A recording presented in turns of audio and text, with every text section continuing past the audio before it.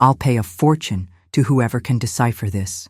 That sentence came from the most important client of one of the most prestigious companies in the country. They had money, they had power, they had access to the top specialists, but they didn't have the answer. The most unbelievable part, the only person capable of saving everything, was already working inside. The answer was where no one dared to look, behind the counter, near the stove, where no one ever asked questions. And when she finally spoke, she didn't just save the contract, she exposed everyone who had ignored her. Have you ever noticed how, in big companies, there are people who seem invisible? They're there every single day. They arrive before everyone else, do the work no one wants to do, keep everything running. But they're never called by name, never heard in meetings, never invited to share their opinion. The truth is, these people see everything. They know who's really in charge, who just pretends to be, and who actually gets things done. And somehow, even without being noticed, they understand the backstage better than anyone. There's this silent, almost cultural belief that knowledge lives at the top, that those with degrees, golden badges, and fancy words are the ones who know best. But what happens when that belief is challenged? What if, in the most critical moment, when everything is about to collapse, the only person capable of saving it all is the one no one ever even noticed? This story is about the discomfort of seeing what we'd rather ignore, about the mistake of judging by appearances, and about the strength that hides in silence. When chaos knocks at the door, experts aren't always enough. Sometimes, the solution comes from the one place no one dares to look. And the most surprising part? It's not that this person knew the answer, it's that she had been there all along, just waiting for the chance to be heard. Now, tell me something. What city and country are you watching us from? Drop it in the comments below. We love seeing how far our stories can travel. It all started on a morning that seemed just like any other. The sun hadn't even warmed the concrete streets of Atlanta when the first employees began arriving at the headquarters of one of the most prestigious law firms in the country.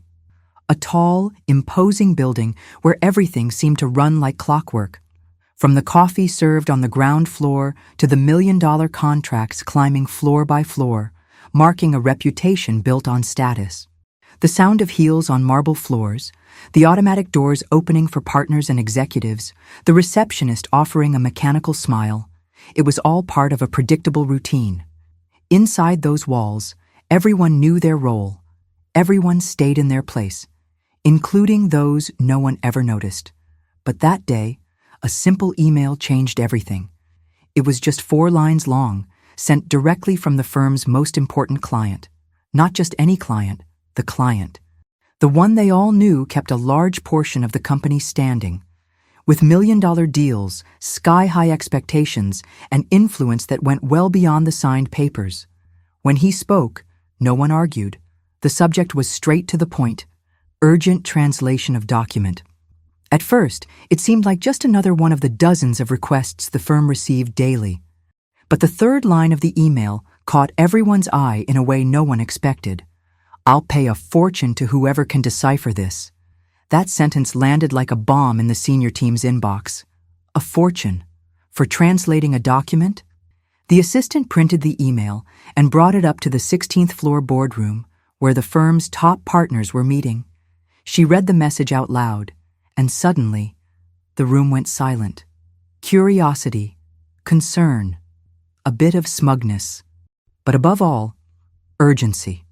Mark, the firm's most experienced and feared manager, was there. Known for his arrogance and refusal to ever admit a mistake, he immediately took control of the conversation. If he's offering that kind of money, there's something big behind this. We'll handle it. With the contacts we have, it's only a matter of time.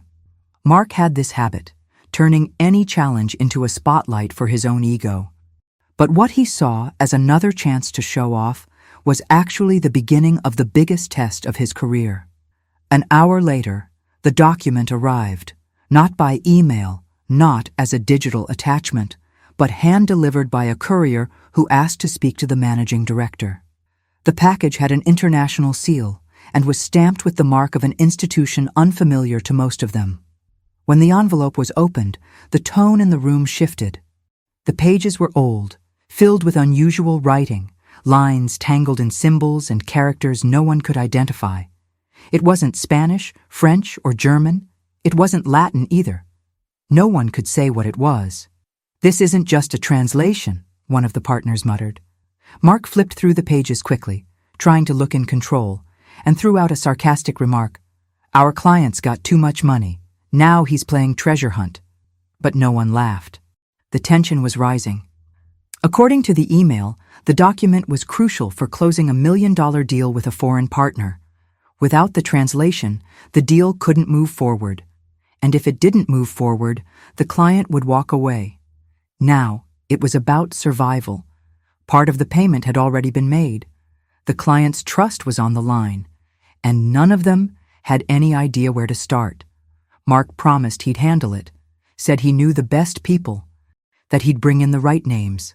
But sometimes, the real problem isn't knowing who to call. It's not realizing who's already there.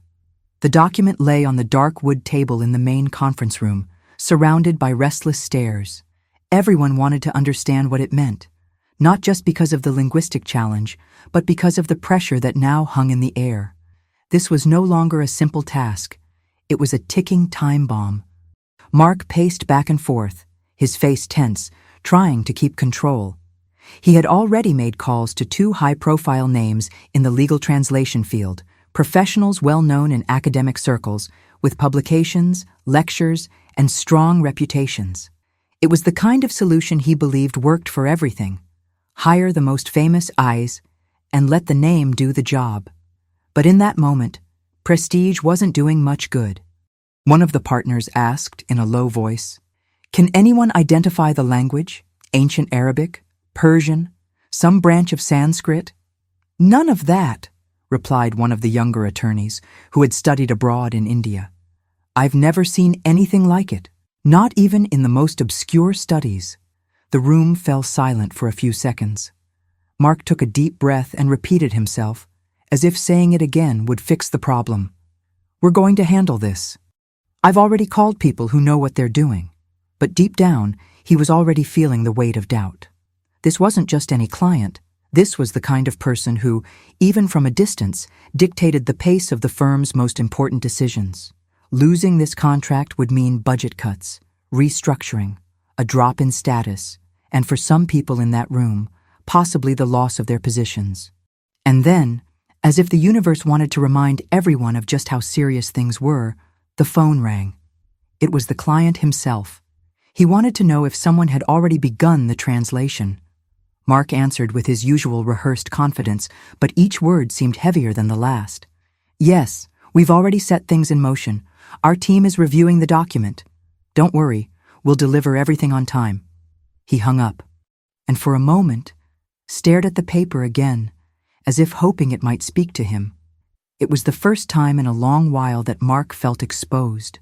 It's strange how, in moments like that, the air feels thicker. The walls seem to close in, and the silence. It screams. Outside the room, everything continued as if nothing was happening. People coming and going from the elevator, phones ringing, reports being printed. But inside, everything had stopped. That's when a few people in the room began to wonder, what if this wasn't even a language in the traditional sense? What if it was a code, an ancient system of commercial communication, or even a dead language, one with no record in modern databases? Mark tried to silence those possibilities with more promises of action. "I'm bringing in the best. No one here needs to lose sleep over this. We're going to deliver ahead of schedule." But that phrase, "I'll pay a fortune to whoever can decipher this," started echoing louder. Why would someone pay that much for a simple translation? And more importantly, why hadn't anyone been able to identify the content's origin? The document felt like more than just a legal file. It was like a key. But no one in that room had the map. Or maybe, no one was looking in the right place. The next morning, the first specialists began to arrive. They were welcomed with fresh coffee, comfortable chairs, and generous promises. Mark made a point of shaking each of their hands as if handing over a sacred responsibility. And in a way, he was. The first to present himself was Richard, a linguist with decades of experience, a PhD, numerous publications, and constant invitations to international conferences. The kind of resume that impressed anyone, including Mark, who seemed more interested in the man's status than in what he could actually deliver. Richard sat down in the conference room, adjusted his glasses, and began examining the document carefully. The room fell silent, as if everyone were about to witness a miracle. But as the minutes dragged on, the miracle never came. Richard's expressions shifted, first curiosity, then doubt, and finally, frustration. He began making notes, cross-referencing with digital files on his laptop, but nothing formed a complete picture. There were patterns, yes, but not enough to build clear sentences. It might be an obsolete language, maybe a regional variation, he muttered, more to himself than to anyone else. Mark started getting impatient. He didn't like people who thought out loud. "Can you translate it or not?" he snapped, trying to hold his composure. Richard sighed. "I need more time. Some parts resemble symbols from ancient Asian trade scripts, but others, not even close. It's like this document was built from multiple linguistic layers. I've never seen anything like it." More time. That was the one thing Mark didn't have. The linguist left, saying he'd continue studying it from home. But as soon as he was out the door, Mark muttered under his breath, "These people just love to overcomplicate things. If he's one of the best, we've got a real problem." But the problem wasn't just the translation. It was ego. The ego of someone who thought everything could be solved with a resume, and not by truly understanding the context of what was in front of them. The second specialist arrived later that afternoon. She was younger, with a technical appearance and analytical profile. She brought language recognition software and artificial intelligence tools. As she set up her programs, Mark was already smiling with that "this is it" look on his face. But the result was worse. The software couldn't identify the language. None of the most advanced algorithms could match the symbols to any known database. The report was clear: no recognizable linguistic match. "Maybe it's a code," she suggested, trying to remain professional. "Or a hybrid form of communication created specifically for this context. Or maybe you're just as unprepared as the last one," Mark snapped, folding his arms. 2 failures in under 24 hours had left a visible stain on the firm's reputation. Internally, everyone knew that if this wasn't resolved soon, the client would pull the plug, and Mark would lose control of the situation. While he locked himself in his office to make more calls, the document returned to the table. Untouched, undeciphered. But it's strange how sometimes the answer everyone is chasing is already walking down the same hallway, unnoticed. At that moment, what wasn't being said was starting to scream. And now, it's worth pausing for a deeper thought.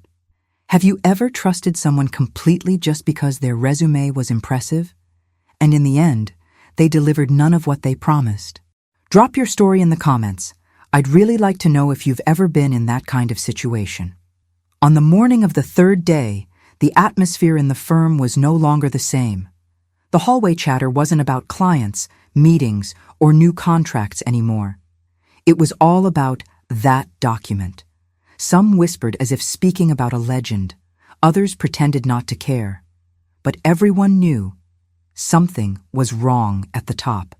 And when something goes wrong on the upper floors, the tension trickles down, silently but noticeably. Mark arrived early, earlier than usual.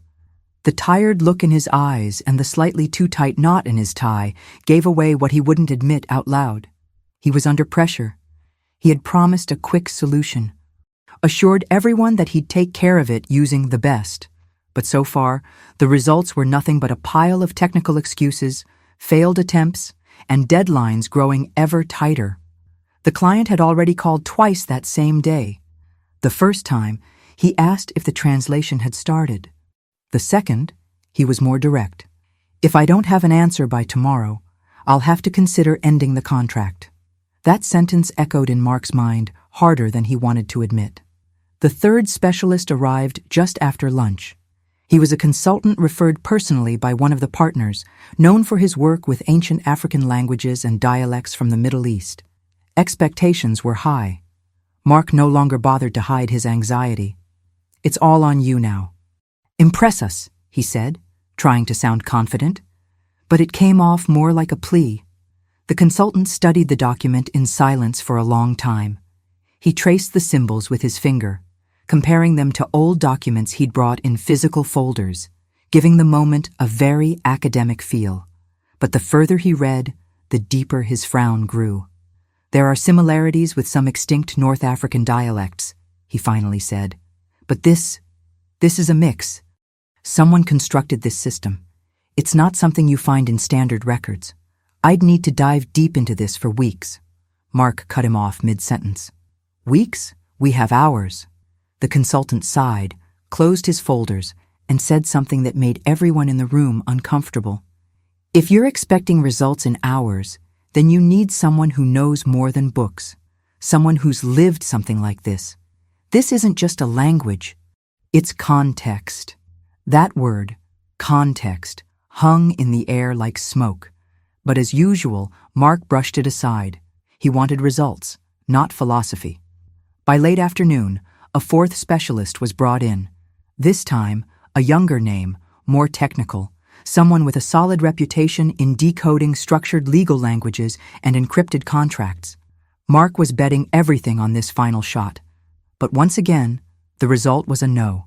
4 specialists, 4 failures. And time was almost up. When the last one left the room, leaving the document on the table once again, Mark stayed behind for a few minutes. Just him and that sheet of paper, which now seemed to mock him with its cryptic symbols. He picked up the document, looked closely, as if trying to spot something no one else had seen. But what he didn't see was much closer than he could ever imagine. Early the next morning, the main hallway on the 16th floor was unusually quiet. Employees walked with their heads down, avoiding eye contact with anyone. And in the conference room, where contracts were usually signed and strategic decisions made, the atmosphere now was one of exhaustion. No one had said it out loud, but everyone felt it. Time was up. Mark no longer hid his nerves. His steps were quicker, his gestures sharper, and the way he spoke to the team showed that his mask of control was hanging by a thread. For the first time, he seemed to realize the problem was slipping through his fingers. The document was still there, untouched, sitting exposed on the table like an open wound. Every failed attempt to decipher it added another layer of frustration, another moment of embarrassment. The weight of every "I don't know" or "I need more time" filled the air, making even the room's silence feel suffocating. "That's 4 already, Mark," one of the partners said, not raising his voice, but speaking with firm authority. None of them got close. The client is losing patience, and honestly, so am I. As always, Mark tried to keep his composure. "I understand, but we're dealing with something far from conventional. This isn't a process failure. It's an extremely unusual case, something that requires results." The partner interrupted, clearly out of patience. The tension between them was undeniable, and it had started to leak into other floors. The assistants whispered about it. The interns noticed. Even the legal team, usually focused only on clauses and litigation, was chatting about it in internal groups. Something was about to happen. No one knew exactly what. Trying to regain control, Mark called an emergency meeting with the partners. He presented a plan B, bringing in an international expert, someone from a university in Europe who, according to him, could offer a different perspective on the document structure. But the plan was shot down before it could even be considered. "There's no time for that, Mark," said another partner, equal parts frustrated and drained. "The client doesn't want a plan. They want a solution." That was the first time Mark didn't respond right away. His silence said more than any excuse he could have given. That same afternoon, the tension reached the cafeteria. Yes, even there. It was a modern, comfortable space frequented by partners, directors, and support staff, and by her, too, Emma. She was there, like always, serving food, arranging plates, wiping down tables, quiet, present, invisible. But that day, while setting silverware, she overheard part of a conversation between two partners sitting near the counter. "I don't know what to expect anymore. Maybe this thing can't even be translated. What's strange is the client offering that much money. There's got to be something serious in that document, something we haven't figured out yet." Emma didn't look directly at them. She wasn't part of the conversation, but she heard, and something in that final sentence stuck with her. The company's cafeteria, no matter how modern and well-designed it was, served the same purpose as in any other organization: serve, then disappear. It was a place people passed through, a functional space where conversations happened in a rush and real decisions had already been made elsewhere. But that morning, Emma noticed something different in the air. The conversations were shorter, the looks more tense, and no one was joking with their lunch orders like usual. She moved from table to table with silverware, serving trays, collecting dishes, doing what she always did, even though she had been hired as a cook. She cleaned, served, picked up. It was as if all of that was just part of the job people expected from her. But now, she was doing it with one ear outside the kitchen. Emma stayed quiet, but inside, she was unsettled. The words client, deadline, and translation repeated from table to table in lower and lower tones, like they were dealing with something they couldn't name, but already feared losing. That phrase one of the partners had said days earlier. There must be something very serious in that document. Wouldn't leave her head. Something about all this tension felt familiar, and not in an emotional way, in a technical one, an academic one. It was like her mind was silently reaching for references she hadn't accessed in years. At the end of lunch, with most employees heading back upstairs, Emma began tidying up the kitchen counter, like she always did. That's when she overheard two interns talking in low voices on the other side of the counter. "Did you see the picture that specialist sent?" "Yeah, those symbols look like something out of a movie." The manager was furious. Said if they don't solve it by tomorrow, they'll lose the client, and it's a huge contract. Emma furrowed her brow. Picture? She thought. Someone took a picture of the document? Without raising suspicion, she kept working. But now, she was listening to everything around her more closely than ever. A few minutes later, she heard the intern mention to another employee that the manager had emailed the image of the document to some of the specialists, and that, by mistake, a screenshot had leaked into an internal group chat, a group Emma, of course, wasn't part of. But she knew someone who was. Sophia, one of the attorney's assistants, had lunch at the same time every day and always asked for the same juice. She was kind, the kind of genuinely kind that was rare in that building. That afternoon, as she handed over the tray, Emma took a chance. "Everything okay upstairs? I heard you're dealing with a tough problem." Sophia gave a tired smile. "Oh, don't even get me started. The mood's awful. Mark's losing it. Everyone's scrambling over some document that no one can translate. I've never seen him like this." Emma paused for a second, then asked casually, "I heard someone got a picture of it. Did you happen to see it?" "Yeah, a screenshot. It's going around in a bunch of chats." "Why?" "Just curious," Emma replied, trying to sound casual. Sophia looked around, paused, then pulled out her phone. "Wanna see?" Emma took the phone gently, and there it was. The image was blurry, but clear enough, the first block of text. And just a few seconds looking at it sent a silent jolt through her body. She had seen this before. She didn't know yet if it was the exact system she had studied in her youth, but something about the structure, the way the strokes aligned, the symbols, the pauses, triggered old memories she didn't even know she still had. She handed the phone back calmly, thanked Sophia with a smile, and returned to the kitchen. As she washed her hands at the stainless steel sink, a thought began to take shape. Shy, but persistent. What if that wasn't just similar to what she knew? What if it was exactly what she knew? Have you ever found yourself hiding a skill or knowledge just because you figured no one around would value it? Drop a comment below. Has it ever happened that you realized you could contribute way more than people expected, but you still stayed quiet? That night, Emma could barely sleep. She tried to stick to her routine, ate a light dinner, prepped the kitchen for the next day, laid out her clean uniform. But her mind wouldn't stop. That section of the document, even though she'd only seen it in a photo on Sophia's phone, kept replaying like a film stuck on a loop. She remembered.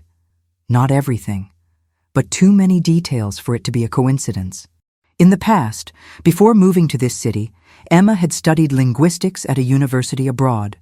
She had a solid academic background with a specific focus on ancient writing systems. It was a promising path until everything fell apart. Family issues, lack of support, and, in the end, the need to survive. She moved back home, took whatever work she could find, and moved on. That's how, years later, she accepted the position as a cook at the firm. She had actually applied for a job in the translation department, something much more aligned with her background. But her foreign resume, without a strong recommendation, was overlooked. She never even had a chance to prove what she knew. The position was filled by someone with less experience, but with the right friends in the right places. Then, when an opening came up in the kitchen, she took it. And now, suddenly, it was all coming back. Not just the memories of the past, but the feeling that maybe she could still do something with what she knew. The next morning, she arrived early, made the coffee, got a head start on lunch prep, and organized the kitchen counter with her usual efficiency, but she couldn't sit still. During the mid-morning break, with the cafeteria empty for a few minutes, she approached Sophia again. About that screenshot from yesterday. Do you still have it? Sophia laughed. Of course. It's saved right here. Would you mind sending it to me? Emma was direct, but careful. Sophia hesitated, surprised. Wait, why? Emma gave a slight smile. Old curiosity. I studied languages when I was younger. I saw that pattern and thought it looked similar to a rare system I once learned. It's been stuck in my head. Sophia raised her eyebrows. Seriously? Wow. I never would have guessed that. Give me your number. I'll send it to you. And just like that, no fuss, no one noticing, Emma received the image on her phone. She now had the material in hand. Back in the kitchen, while the ovens were heating up, she quietly sat at the back of the cafeteria. She pulled out an old notebook she usually used for recipes. But that morning, it would be used for something else. She began copying the symbols by hand, one by one. She mentally repeated the phonemes, as if reactivating a dormant part of her brain. Some characters she recognized right away. Others took more effort, but there was logic, a structure, a purpose. Meanwhile, upstairs, Mark was arguing with the partners about their next move. They were already considering asking the client for an extension, something that would be seen as weakness and would likely cost them both the client's trust and the contract. And no one, absolutely no one, had any idea that just a few floors below, between pots, pans, and notebooks stained with grease, someone was beginning to piece together the puzzle that the top specialists had left untouched. Emma was in the kitchen, slowly stirring a pot of cheese sauce for the day's mac and cheese, but her mind was far from there.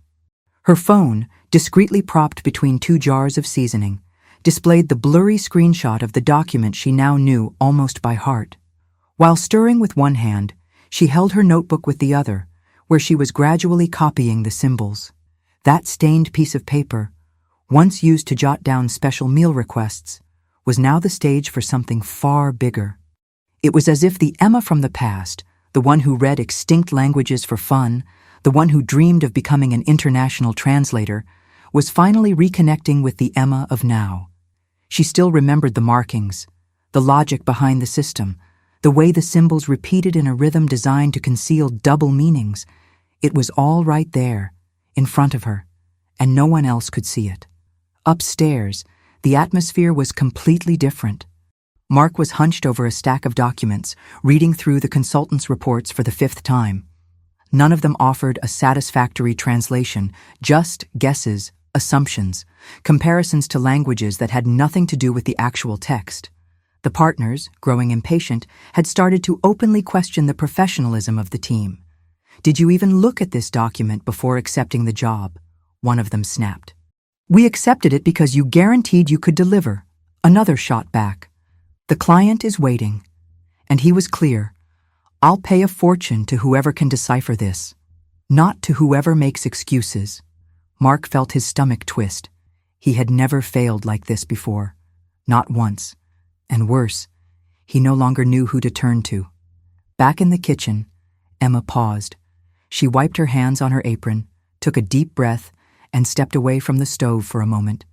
She opened her notebook with more focus. On the 3rd line of the document, one passage caught her attention. It was a phrase that, if translated literally, sounded like a metaphor. But if read in the right context, the one she was familiar with, it revealed a hidden clause. "This is a concealed condition," she whispered to herself, impressed. In practice, the document wasn't just a record of a trade agreement between ancient groups. It was, essentially, a disguised mutual protection contract, an incredibly sophisticated structure where each symbol carried meaning, intent, and risk. This was more than just translation. This was cultural decoding. Emma had already translated 2 full paragraphs, and with a level of precision she hadn't even realized she still had. But still, the fear lingered. What if no one believed her? She knew exactly what kind of place this was. She knew how they treated her. She knew that, for many there, her voice wouldn't carry the same weight as a man in a suit with a framed diploma on his office wall. But even so, she kept going. Because now, it wasn't about proving anything to anyone else. It was about not letting go of something only she could do. The clock read 11:40 a.m. The kitchen was buzzing, with employees preparing for the busiest time of the day, lunch. Emma kept her hands moving, but her mind felt split between 2 worlds. On one side, the job that paid her bills. On the other, the document, now almost fully translated in her old notebook, among scribbled-down dishes and crossed-out recipes written in haste. Each line she managed to decipher made everything clearer. The structure of the text, the hidden symbols, the concealed clauses. The document wasn't just important, it was brilliant. A kind of ancestral model for international negotiation. The kind of text that, if properly understood, could inspire new ways of building modern trade alliances. It was sophisticated, strategic, and, until now, completely invisible to everyone who'd tried to make sense of it.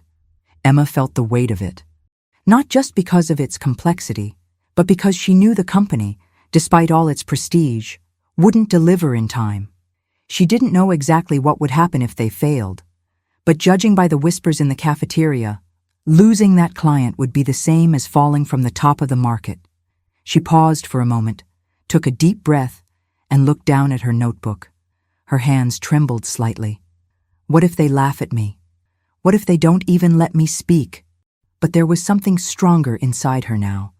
It wasn't arrogance. It wasn't anger. It was the quiet conviction that, for the first time in a long time, she held something no one else in that building had. Carefully, she tore the pages from the notebook where she'd made her translations. She organized them as best she could, scribbling short explanations next to the key phrases to make them easier to understand. Then she folded the papers neatly and tucked them into the inside pocket of her coat. She went back to the stove, finished preparing lunch, adjusted the seasoning in the meat, and let the sauce thicken. Everything perfectly timed, as always. A few minutes before the lunch shift began, she saw Sophia walking down the hallway with a notepad in her hands. Emma called out quietly, "Sophia, can I ask you a favor?" The assistant, always friendly, stopped right away. "Of course. What is it?" Emma hesitated for a second. Then, she pulled the papers from her pocket and handed them over. "Could you give this to Mark? Without saying it came from me." "What is this?" "It's about the document, the one no one can translate. I just want him to read it, that's all." Sophia frowned, surprised. You managed to make sense of that thing." Emma didn't answer with words, just a steady look, not arrogant, not pleading, just steady. Sophia held the papers carefully, looking at her with a mix of curiosity, disbelief, and newfound respect. "All right, I'll take it." Emma nodded a quiet thank you and went back to the kitchen. The clinking of silverware began to grow louder as the first employees arrived for lunch. But inside her, Emma could hear only one thing: the sound of her own courage finally taking shape. Have you ever held the answer in your hands, but hesitated to share it? Afraid you wouldn't be taken seriously? Comment below. I want to know if you've ever had to summon the courage to speak up, even when no one expected anything from you. The conference room was wrapped in an uncomfortable silence. Another specialist slowly rose from his chair, removed his glasses, took a deep breath, and said what no one wanted to hear: "I'm sorry." This text doesn't follow any known linguistic pattern. There's no way to deliver anything reliable with the time we have left. No one responded right away. The partners looked at each other, as if trying to absorb the blow with some dignity. But there was no hiding it. This was the end of the road. The company's most important client was expecting an answer by the next day, and now it was clear they had nothing. The eldest partner let out a quiet curse. The air felt dense, heavy, unbreathable. Mark was there too, standing in a corner with his eyes fixed on some random spot on the wall. He couldn't even remember how many calls he'd made, how many people he'd hired, how many promises he'd made that week. Every expert who walked in and out of that room had left the same thing behind: frustration and a useless draft. One of them suggested they might ask the client for more time. Time? The most influential partner interrupted. "They've already paid for the answer, and they were clear. Either we deliver by tomorrow, or they take everything to the competition." The words hit like a sentence. The executives began arguing, a mix of panic and self-preservation, each trying to figure out who was to blame. Mark said nothing. He simply stood up slowly, his body drained, eyes sunken, and walked out of the room without a word. He climbed the stairs slowly, the muffled sound of arguments echoing behind him. When he reached his office, everything was quiet. That's when he saw it. The papers Sophia had handed him were still sitting there on his desk, right where he'd left them hours earlier. He vaguely remembered them. He'd tossed them onto the pile without even looking. A translation, an attempt, done by someone. He didn't even know who. He sighed, rubbed his eyes. Another waste of time, he thought. But something, a small hesitation, stopped him for a second before tossing them in the trash. He pulled the papers closer. The handwriting was neat. There were notes beside the key sections, brief explanations, a clear train of thought. On impulse, or maybe out of pure exhaustion, he started reading the first page and stopped. He read it again, slower this time. His brow furrowed. He flipped to the second page. His eyes began to move faster. Wait, there, between the scribbles and parentheses, was something no one else had managed so far. Logic. But he still didn't know what he was about to uncover. Mark's office was completely silent. Outside, voices were still arguing, doors were slamming harder than usual, and the sound of a corporate crisis seemed to echo throughout the building. But inside that closed space, there was only one man and a stack of papers. He didn't know exactly why he'd decided to read them. Maybe it was exhaustion, maybe curiosity, or a hope so small it barely deserved the name. The fact was, as he opened the first page, something inside him froze. It was a translation. Yes, but not like the others. Unlike the reports from the specialists, full of technical jargon, vague phrasing, and excuses for failure, these papers had clarity. Each section of the original document was accompanied by explanations. Not just literal meanings, but context, ancient expressions translated with modern equivalents, symbols aligned with interpretations he had never seen before. And that made sense. Mark furrowed his brow. He grabbed the original document and began comparing it, line by line. It was like opening a safe after hours of trying the wrong combinations. There it was. The logic. The connections. Someone hadn't just understood the language, they had understood the soul of the text. And that bothered him. Who did this? He whispered to himself, leaning back in his chair. He flipped through a few more pages. The more he read, the more convinced he became that he was holding something. The experts, with all their academic backgrounds, reputations, and arrogance, had completely missed. The hidden clauses were there, decoded. The historical references had clear side notes. Even the ambiguous phrases were presented with 3 possible interpretations, carefully explained. This wasn't guesswork. It was methodical, honest, brilliant. Mark closed his eyes for a moment. His chest felt tight. It wasn't just surprise, it was wounded pride. How had he, with all his experience, ignored something that had been right in front of him for hours? But this wasn't the time to dwell on that. He stood up, holding the pages, and walked out of the room with a determined stride. He didn't go looking for the other partners or for the attorneys. He went looking for Sophia. She was in the hallway, almost back at reception, when he called her. "Sophia, I need to speak with you. Now." She turned around, startled. "What is it?" Mark held up the papers. "Who did this?" Sophia took a second to understand, then looked at the pages in his hand. The translation. "Yes."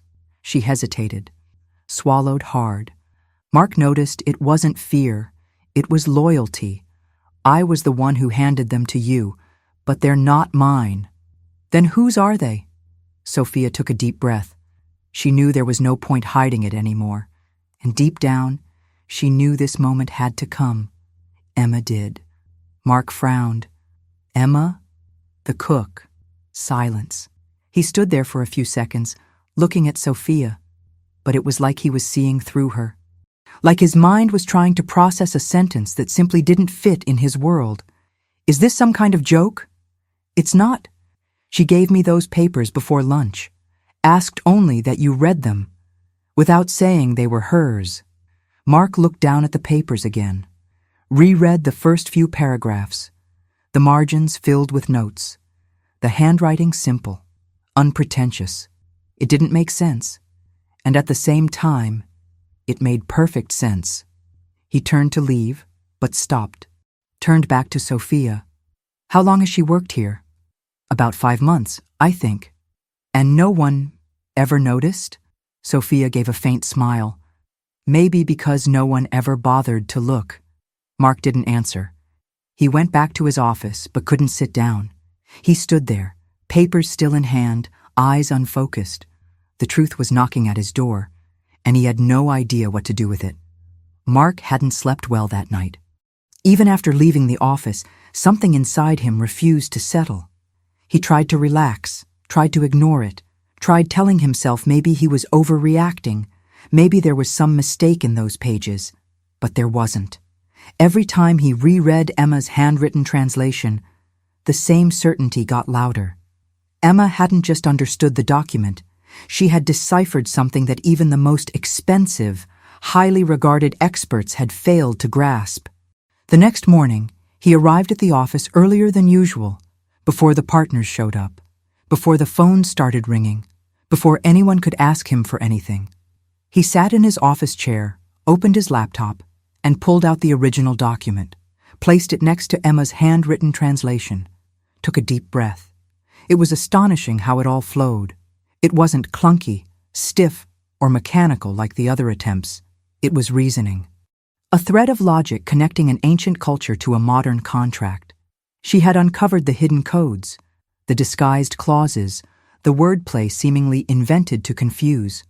And beyond that, she had explained everything using clear, simple language.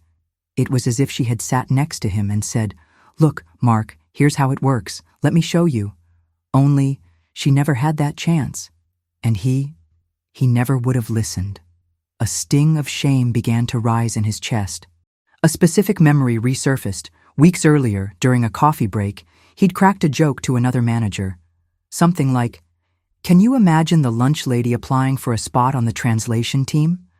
HR probably laughed out loud at her resume. They both laughed, as if it were funny, as if her being in that role was proof she wasn't good enough. Now, holding that translation, he understood just how cruel that irony really was. He called for Sophia. She walked in with knowing eyes. She likely already guessed the reason. "Are you sure it was her?" Sophia nodded without hesitation. "Absolutely." "Why'd she do it?" "Because she knew it was important. She overheard you talking about the document in the kitchen. And she also knew no one would take her seriously if she said she could help." Mark leaned back, staring up at the ceiling, trying to process. But something about Sophia unsettled him even more. She didn't look shocked. She didn't look confused. She looked understanding. "You knew?" "I had a feeling. Emma's quiet, but she's not invisible. You notice when someone's mind works differently." Mark didn't answer, just stared at the door for a moment, then finally said, "You can go, but don't tell anyone else about this yet." Minutes later, the first partners arrived, anxious, irritated, demanding a solution. The deadline was breathing down their necks. The client had already called twice, and the firm's reputation was hanging by a thread. Mark didn't say much. He simply handed over the translation and asked them to read. They hesitated, looked at the papers with skepticism. But once they began reading, the skepticism faded. Then came the silence. Then, discomfort. "Where did this come from?" one finally asked. "It doesn't matter," Mark replied. "What matters is, it's correct, and you know it." The most senior partner rubbed his face, read another page, glanced around the room. "If we deliver this to the client today, do we have a chance?" "Not just a chance," Mark said, calmer now. "We have an opportunity to prove we're still the best." No one responded aloud. But the looks exchanged in that room said what words couldn't. There was finally a plan. There was finally a light. Emma, at that exact moment, was serving lunch to the first employees of the day. The smell of food mingled with the soft buzz of casual conversation, like any other workday. She moved steadily, calmly. Without knowing that, just a few floors above, her translation was now being passed around by the most powerful people in the building, and still, she remained the same, silent, working, not waiting for praise, only for the quiet relief of knowing she didn't stay silent when it mattered most. Now tell me something.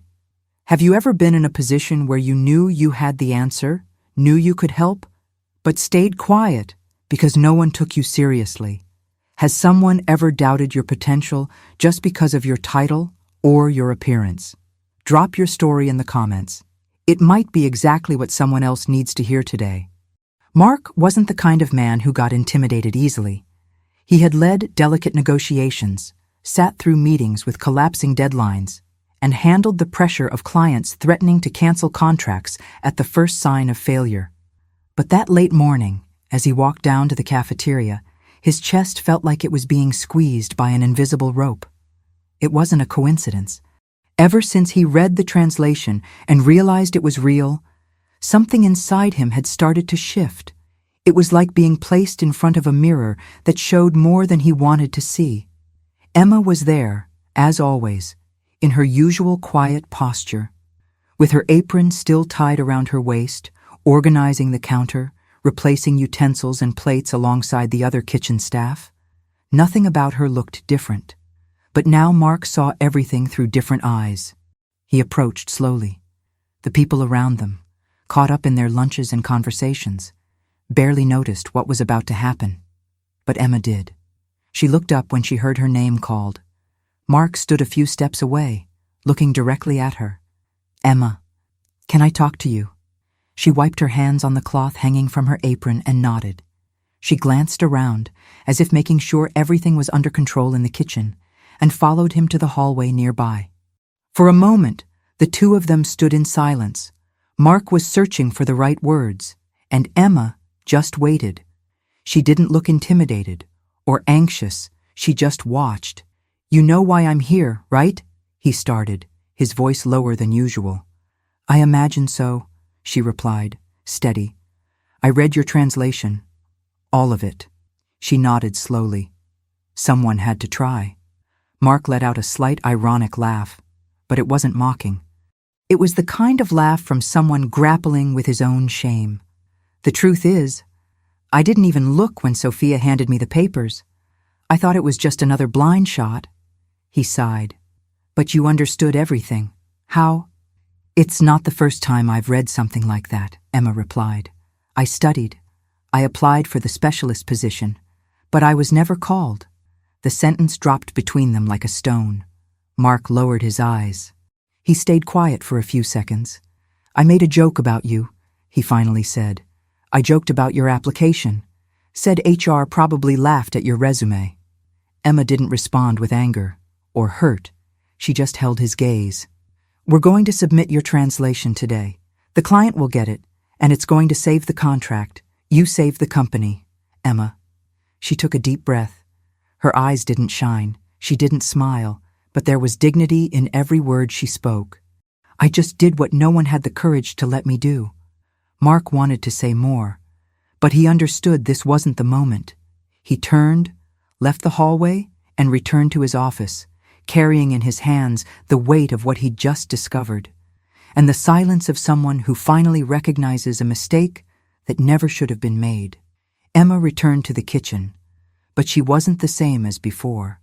Now, every step she took carried the certainty of someone who knew exactly what she was worth, even if others took too long to see it. The news spread quickly through the halls, as it always does when something important escapes anyone's control. The partners were both euphoric and relieved.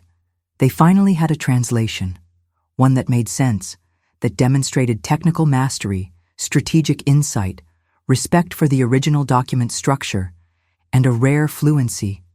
It was exactly what the client needed, and still on time.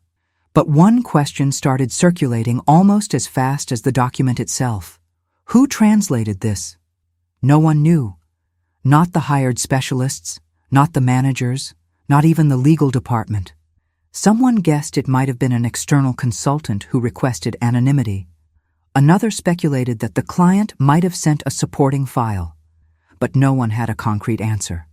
Until, in the middle of this fog of speculation, Mark walked into the boardroom with an envelope in hand and asked for a few minutes with the partners.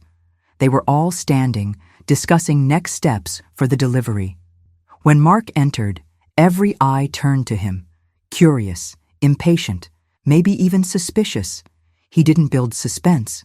"I know who translated it." Silence fell over the room like a heavy blanket. It was Emma. For a second, no one understood. "Emma, from finance," someone guessed. "No," said Mark. "The cook." The look shifted quickly from surprise to discomfort, then to quiet embarrassment. "You're sure?" asked the oldest partner. "Absolutely. She handed me the pages before lunch yesterday. I set them aside. Didn't even look until the fifth specialist failed. Then I read them. It was her, and everything was there." The most vocal partner leaned forward in his chair. "This is real and undeniable." No one spoke for a moment, until another executive, visibly unsettled, asked, "Does she know she'll be credited, that she'll be paid?" Mark nodded. "She didn't ask for credit or payment. She just asked me to read it." Another silence, even heavier this time. The truth was on the table, clear, documented, unquestionable, and still hard to swallow for men who had spent their entire careers believing talent and status came in the same package. Finally, one of them said, "We need to bring her in." Mark hesitated for a moment, then said, "I already spoke to her, and she was clear. She wants to be treated like any other team member, with respect, with seriousness, and with recognition for what she's done." The most senior partner crossed his arms and looked at Mark for a few long seconds. "You know what's most shameful about all of this," he said in a lower voice. The best mind we had in this company was in the kitchen, and no one ever noticed. No one responded. Mark walked out of the room with his head held high, but his stomach still twisting. Not because of Emma, but because of himself, for ignoring her, for being complicit, for taking this long to see. The silence that had fallen over the boardroom after the senior partner's words didn't last long. When Mark walked out, leaving behind a stack of papers and an uncomfortable truth, the remaining executives stayed frozen. No one wanted to be the first to speak. It was as if each one was quietly digesting the bitter taste of a collective mistake. But the clock wasn't waiting, and neither was the client. The youngest partner, who had remained silent until then, finally spoke up. We can't just pretend nothing happened. If this woman saved the contract, she needs to be heard. Officially, with the whole team present. You mean, here, in the boardroom? Asked another. Yes, let's hear what she has to say, all of us, and let's do it now. There was a brief, hesitant back and forth, but it didn't last long. Deep down, they knew that more than just the contract was at stake. It was the company's reputation, and their own. An assistant was called. Emma was requested. Mark, still in the hallway, was informed. He returned and waited by the door. He didn't want to stand above her this time. If she was going to walk in, it would be by merit, and he knew that. A few minutes later, Emma arrived. She walked in alone, wearing the same kitchen uniform and holding the old notebook in her hands. She stepped to the center of the room. No defensive posture, no arrogance, just that same steady gaze of someone who no longer needed to prove anything. Good morning, she said. Emma, thank you for coming, said the senior partner. You know why you're here? She nodded. I imagine it's about the material I gave Mark. Exactly, he replied. We need you to explain, in your own terms. Take your time. Show us how you reached the translation. Emma opened the notebook on the table, flipped through a few pages until she found the one she wanted.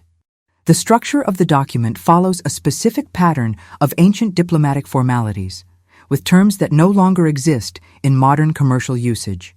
Anyone who tried to translate it literally failed, because the key lies in the subtext and the cultural context of the people who wrote it.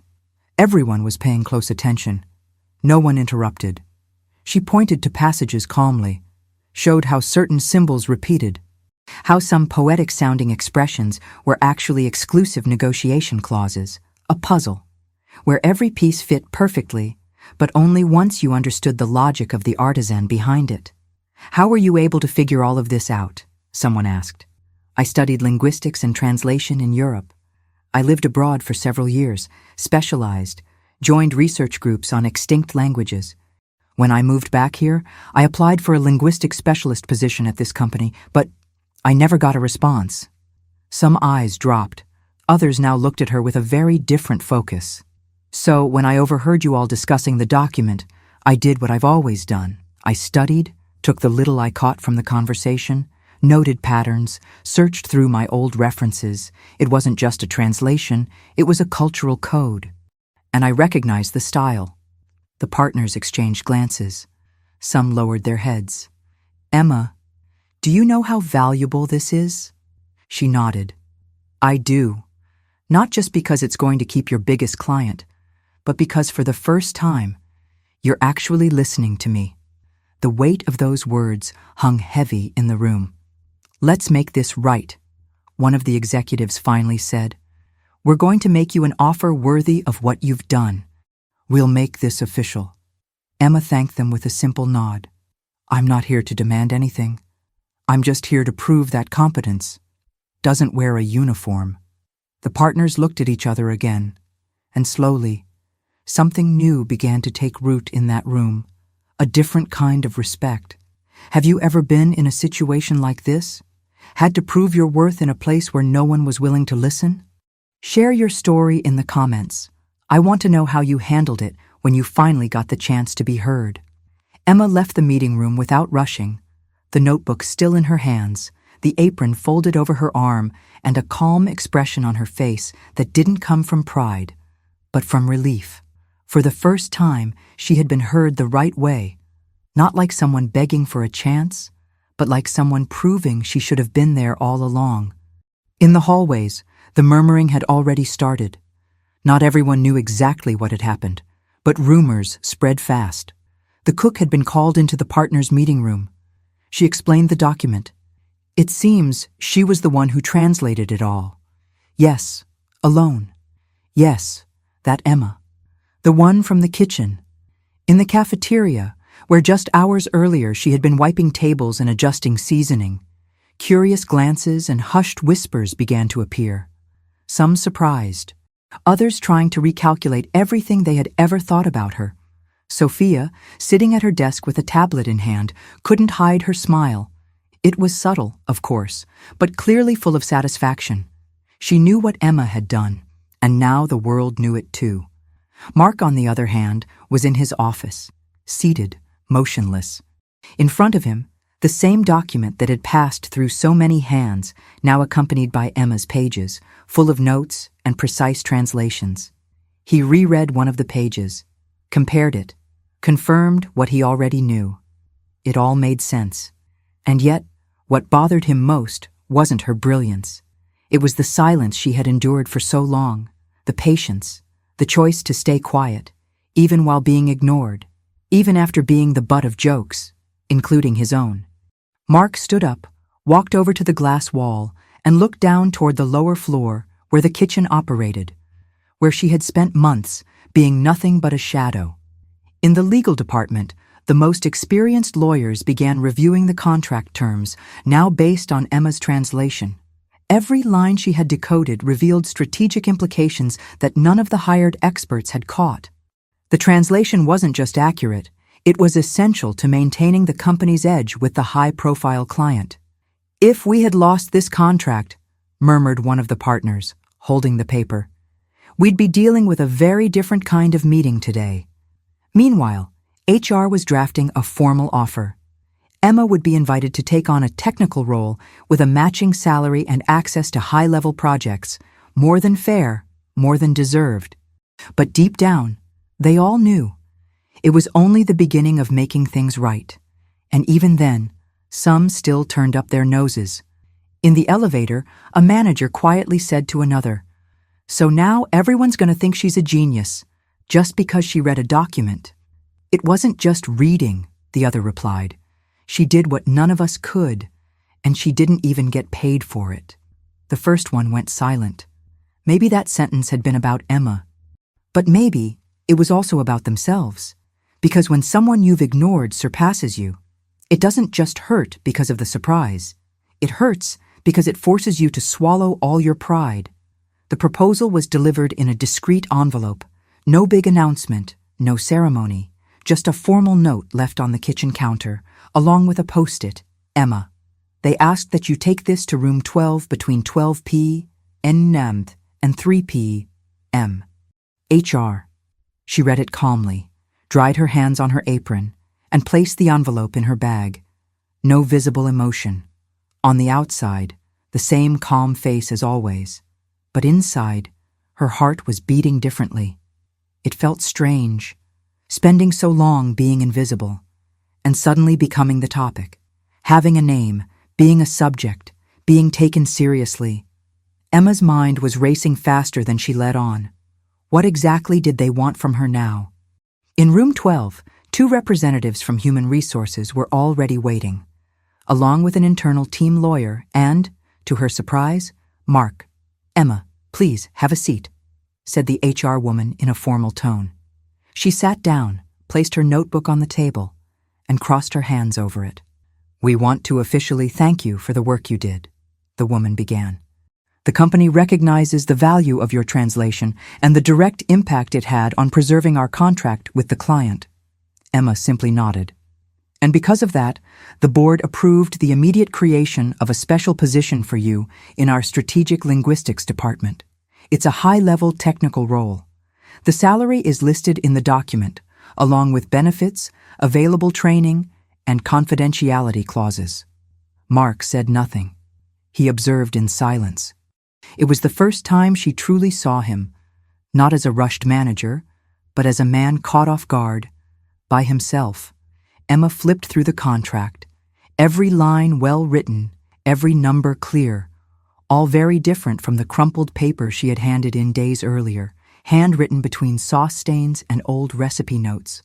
She looked at the HR woman. "Can I ask a question?" "Of course. When I applied for the linguistics manager position, why was my resume never even considered?" The room fell silent. The lawyer looked away. The HR woman cleared her throat before replying, "We receive a lot of resumes. Maybe it got lost in the process. Or maybe they didn't think your profile fit at the time." Emma nodded. No sarcasm, no accusation, just the cold realization of a system that so often judges before it listens. "I understand," she said. Mark spoke then, for the first time. "I have no excuse. But I am aware, and if you accept this position, I promise to make sure your voice is heard from now on. No noise, no shortcuts, the way it should have been from the start." She looked him in the eyes for a brief moment. "I don't want privileges. I want work. And respect." "Both are guaranteed," Mark replied. Emma signed the document. She handed her notebook to the HR woman, who flipped through it like she was handling a rare artifact. As she left the room, Emma didn't smile, but she took a deep breath and felt, perhaps for the first time in a long while, that the place was no longer just a job. It was, now, a territory reclaimed. The next day, even before the workday began, Emma received an email signed by the company's partners themselves. "Extraordinary meeting. Mandatory attendance. Main meeting room. 8:30 a.m.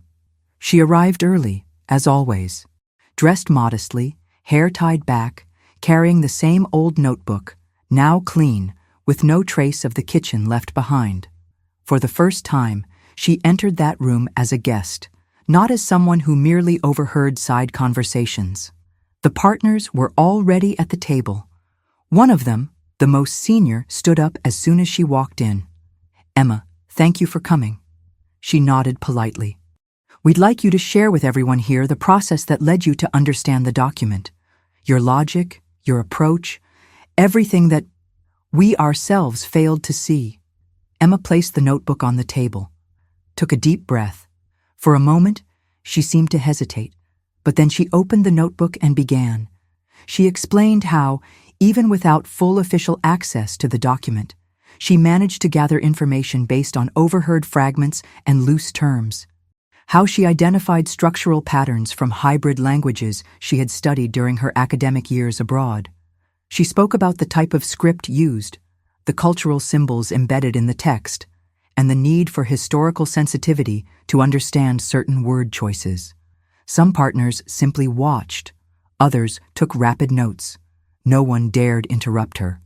"This clause here, for example," she said, pointing to a line, "might seem ambiguous at first glance.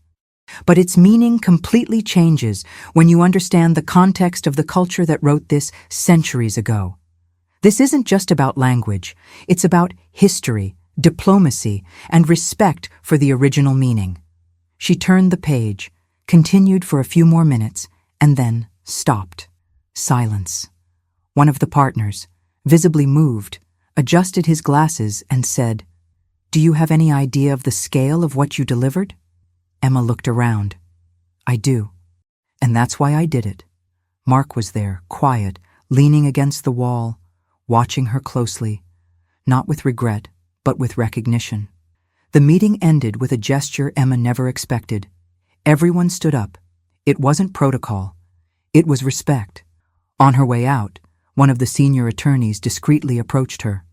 "You know, in 30 years at this company, I've never seen an explanation so clear, so precise, and so humble." Emma simply nodded in thanks. As she walked through the hallways, the glances that once passed right through her now followed her, not with judgment, but with admiration. In the elevator, alone, she looked at her reflection in the mirror. There was no vanity there, but there was dignity. This time, she didn't need to whisper. The world, at last, had listened. "Now let me ask you this. Have you ever felt invisible, even though you had so much to offer?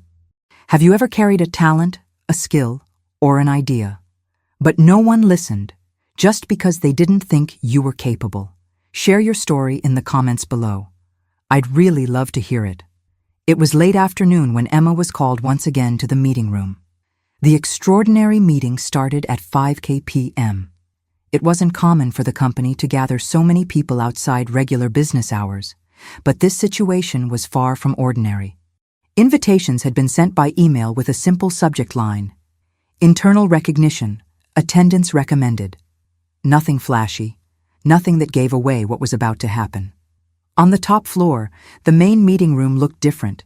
The lighting was softer, the windows were open, and the sounds of the late afternoon filtered in through the blinds. The partners were there, along with department heads, HR representatives, and even veteran attorneys who rarely showed up at internal events. Emma climbed the steps calmly. She wore the same simple clothes as always, but carried herself with a posture no one had noticed before. It wasn't arrogance. It was self-awareness, the kind of quiet strength that only comes when a person stops asking permission to exist. As she entered, all eyes turned to her. Chairs shuffled. Murmurs faded. For the first time, Emma stood at the center of that company, and it wasn't to serve lunch. The most senior partner stood and walked toward her. "Emma, we know this kind of recognition should have come a long time ago, but today, we want to do it right, in front of everyone, with respect and with justice." He pulled a white envelope from his inner jacket pocket, sealed with the company's emblem. "This is the amount promised to whoever could decipher the document. The amount our most important client agreed to pay, and as has become clear, you were the only one capable of delivering what they asked for." Emma took the envelope without hesitation. She looked for a moment at the company name stamped on the seal, then calmly placed it in her bag. The partner continued, "More than that, the board has also decided to offer you the highest role in our strategic linguistics team. Not the technical position offered previously.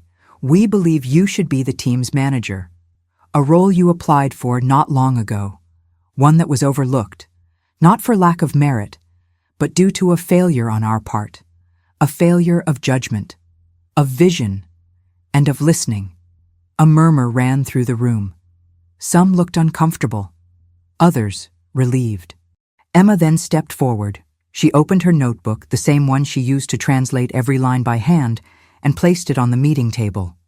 "I don't want speeches, and I'm not here to give one," she said. "I accepted the invitation to be here today for one simple reason. I needed to hear from you what I never heard before, that my work matters, that my effort matters, that my intelligence matters." She paused, looked around the room. "When you ignored my resume, I thought maybe it was a processing error. When you didn't respond to my interview request, I figured it was bad luck. But when I had to hide my translation on a scrap of paper and quietly ask someone to just take a look, I understood. The problem wasn't my qualifications. It was my place." No one said a word. "So today, I'm not here to say thank you. I'm here to state something clearly. No company is bigger than its ability to listen, to see, to recognize." Some eyes welled up with tears, others tensed, but no one could look away from her. "And I truly hope that what happened here opens up space, not just for me, but for all the people who have something to offer but are overlooked because they don't have the right last name, the right clothes, or the right badge." She closed the notebook, not like someone ending something, but like someone protecting something valuable. At that moment, Mark stood up. He said nothing, but the way he looked at her, it was no longer disbelief. It was respect. Late, yes, but genuine. The partners applauded, first standing, then joined by the rest of the employees. It wasn't rehearsed. It was real. Emma looked around the room one last time before walking out. There was no pride on her face, but there was certainty. She hadn't just earned a job title. She had shifted the culture of an entire company. On Monday morning, the atmosphere in the company felt different. The air seemed lighter, not because the problems had disappeared, but because of something else, something almost imperceptible. As if, suddenly, everyone was seeing things with new eyes. Emma walked past the front desk and greeted the receptionist with a slight smile. No one asked for her badge. No one gave her a second look. She took the elevator up, this time accompanied by one of the partners, who politely walked her to a new office. It was spacious, it was elegant, and it was hers. It had a light wooden desk, a brand new computer, an empty bookshelf, and silence. A kind of silence she had never known while working near the clatter of pots and pans. She placed her old notebook on the desk, opened it to the first page. The hurried handwriting, the scribbles, the rushed notes, everything was still there. But now, that notebook wasn't just hers. It was a symbol of a turning point, of being heard, finally, even if late. As she organized her papers, there was a soft knock on the door.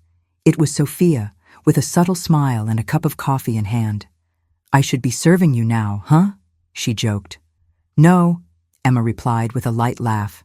"You'll just be my co-worker." The two of them sat for a moment. Neither spoke about what had happened in the past few days. There was no need. Throughout the week, Emma gradually settled into her new role. She attended meetings, gave her input, was heard, she disagreed when necessary, and above all, she was respected. But she remained the same, arrived early, observed more than she spoke, never played the hero, nor did she want to. She simply did what she had always known how to do: look deeply, think before acting, and deliver what no one was expecting. Some of the longer-tenured employees were still trying to make sense of how it all happened. Others whispered in the hallways. But little by little, the gossip gave way to admiration, to inspiration. Emma's name began circulating in internal emails, invitations to strategic committees, even in a suggestion from HR to represent the company at an international conference. Her name, the same one that had once been ignored on a resume, was now a point of pride. And her, she didn't need to boast. She knew that true recognition isn't in the applause. It's in the silence that comes after, when no one questions anymore whether you belong there. On Friday, as she closed her office door for the first time at the end of the workday, Emma looked out the window. The city moved at its usual pace, but something inside her had shifted. She now knew she didn't have to prove anything to anyone anymore. And maybe she never did. Maybe the most powerful part of this story isn't what Emma did, but what she represented. She didn't turn the game around with yelling or revenge or scandals. She simply was who she had always been. Only this time, the world was forced to look. And how many times does that happen out there? Exceptionally skilled, prepared, intelligent people, living on the margins of society, being underestimated, ignored, or placed in roles that don't belong to them, just because someone lacked the vision or the humility to listen. How many times has the answer been inside the room all along, and yet people chose to look elsewhere? The truth is, late recognition is still recognition, but listening in time, that changes destinies. So before I end this video, I want to ask you 3 questions. Have you ever lived through something like this? Have you ever felt invisible in a place where you were meant to shine? Or do you know someone who deserved more, but never got the chance? Comment below. I'm going to read every comment, because sometimes all someone needs is to be heard. And today, this space is yours. And if this story touched you in any way, if it reminded you of someone, if it inspired you, or even gave you the courage to take the next step, then go ahead and like this video, subscribe to the channel, and turn on notifications. Not just to support this work, but to make sure more stories like this reach you. And remember, the world truly starts to change when ordinary people begin to be treated as extraordinary because they always were. See you in the next video.